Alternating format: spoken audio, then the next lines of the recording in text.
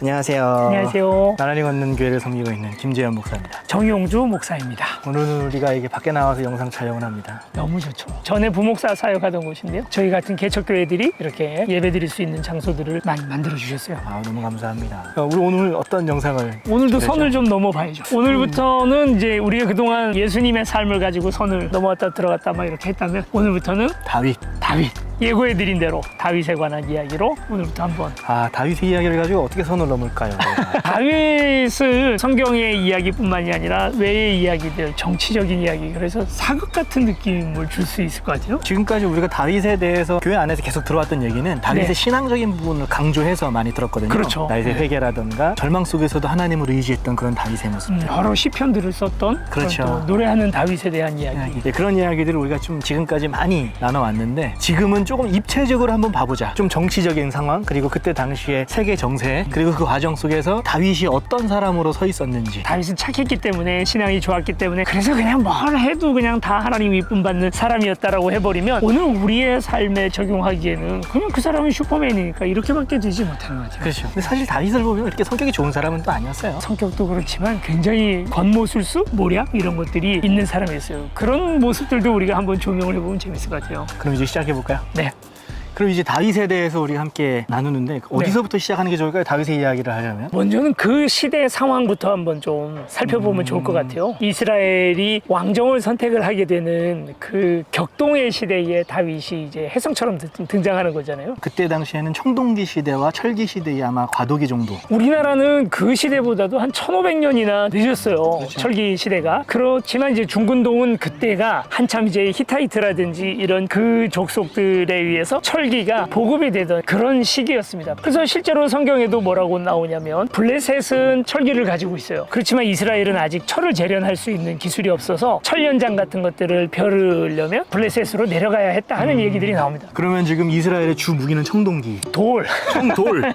다윗이 골리앗을 쓰러뜨렸던 무기이기도 하고요. 그래. 실제로 다윗은 칼이 없어서 골리앗의 칼로 마지막 목숨을 끊잖아요. 그래서 이제 철기를 가진 사람들이 통치할 수 있는 범위가 넓어지던 때였습니다. 물론 철기뿐만이 아니라 등자의 발명도 중요한 역할이 돼요. 원래는 말을 못하는 거예요. 이집트 사람들도 무조건 말은 마차밖에 못하거든요. 등 위에 올라타는 것이 아주 어려운 기술이었는데, 등자가 발명이 되면서 이제 개인이 말을 혼자 탈 수 있는 그런 게 개발이 된 거죠. 이제는 권력 있는 한 사람이 다스릴 수 있는 에어리어가 넓어진 거죠. 그리고 이제 그때가 가나안 땅으로서는 아주 굉장히 격변의 시대라고 할 수 있었는데요. 원래 가나안 땅에 살고 있던 7부족을 이스라엘이 와서 다 몰아내고 거기를 점령했잖아요. 그렇죠. 근데 그 점령이 아직 사실은 다 이루어지지도 못한 상태에서 예루살렘조차도 아직은 이방 그렇죠. 사람들에 의해서 이렇게 섞여서 살고 있는, 그래서 가나안 땅이 조금씩 이스라엘 땅이 돼가고 있는데, 이제 주인을 이스라엘로 바꾸려고 하고 있는데 새로운 도전자가 나타나요. 블레셋 족속. 블레셋이라고 하는 족속이 나타납니다. 그렇죠. 블레셋 족속을 보면은 처음에는 사실은 이스라엘이 가나안 땅에 들어갔을 때 그렇게 크게 존재감이 없었거든요. 블레셋도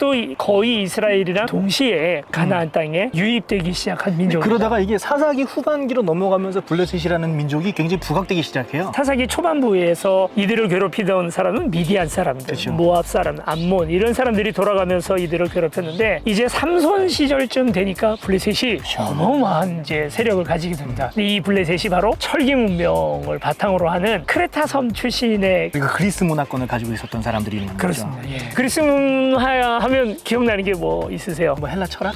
그렇죠. 철학이 탄탄하고, 그리고 또 이 사람들의 그 주요 정치 체계는 민주주의.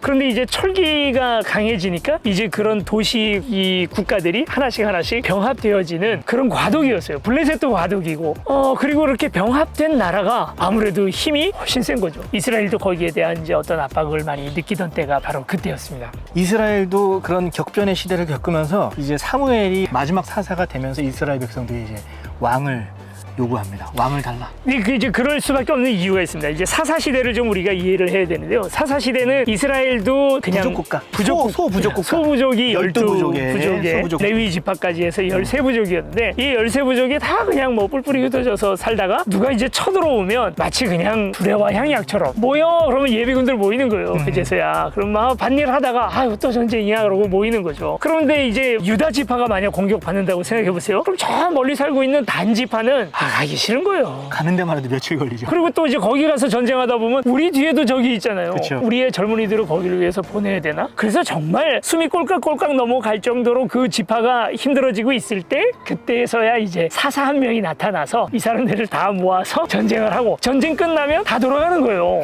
그 상비군도 없고 참 이게 이러다 보니까 이제 사람들 속에서 이제 그런 마음이 드는 거죠. 옆 나라 블레셋이나 아니면 암몬 모압 같은 데를 보니까 상비군도 있고 왕이 그 군대를 모으면 또 몇만 명씩 모아가지고 쳐들어오니까 우리도 저러면 안 될까? 그런 생각이 자연스럽게 드는 거죠. 당연히 그렇게 중앙 집권적으로 한번 딱 모일 수 있는 힘이 있어야 강대국들과의 싸움에서도 충분히 이길 수가 있고 그리고 국가적인 시스템을 얻을 수 있거든요. 근데 문제는 뭐냐면 하나님 이걸 반대한다는 거예요. 반대라기보다도 뭔가 대안을 안 주셔요. 그럼 어떻게 해야 되느냐에 대한 얘기가 없이 내가 왕이다.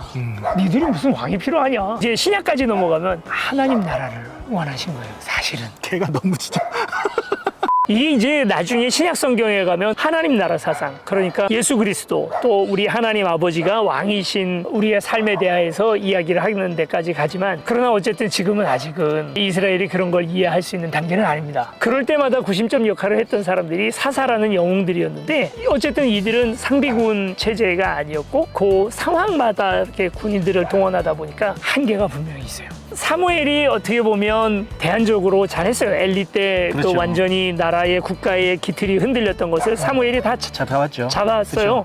그리고 이제 블레셋하고도 훌륭하게 전쟁을 잘 소화하면서 했는데, 그러나 이제 사무엘의 아들들이 문제였어요. 그렇죠. 아들 교육에서 이렇게 성공하는 사람들이 쉽지 않아요. 여차저차해서 하나님은 어찌됐든 왕을 인정해 줍니다. 왕 세워라. 너네 왕 세워. 근데 왕을 세우면서 하나님이 비아냥거릴 것 같아, 내가 보기에. 야, 너네 그 왕 세워봐라. 니네 딸을 데려가서 부려먹을 거고 니들 아들을 데려가서 전쟁을 할 거고. 그럼에도 불구하고 지금의 상황은 이곳저곳에서 철기 문명에 의해서 점점 더 나라들이 강해지고 있는 이 속에서 이스라엘이 살아남기 위해서는 왕정이 필요하다라고 사람들은 생각을 했습니다. 근데 어쨌든 이제 그런 상황 속에서 왕정으로 가게 됩니다. 왕정으로서 사울이 선택이 되는데, 하필 사울을 선택한 데도 하나님의 어떤 정교한 계산이 있지 않았을까 하는 생각을 해봐요. 정교한 계산.